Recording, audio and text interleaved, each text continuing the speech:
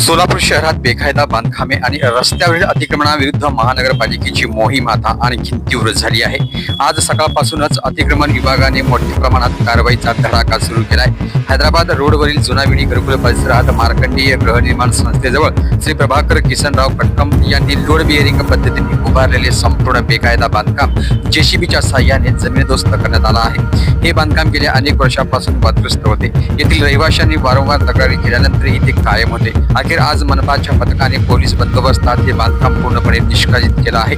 त्याचवेळी अक्कलकोट रोडवर मनपाच्या रस्त्याच्या आरक्षणात आलेल्या सुमारे 30 बाय 60 फूट आकाराच्या मोठ्या पत्रा शेडची ही कारवाई करण्यात आली।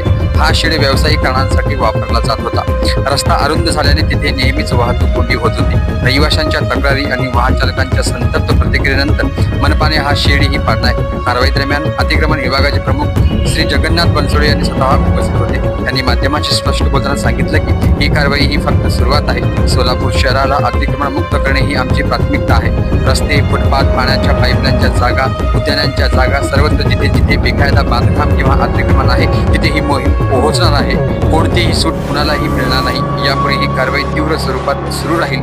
दरम्यान आजच्या कारवाईमुळे परिसरातील नागरिकांनी समाधान व्यक्त केलं आहे।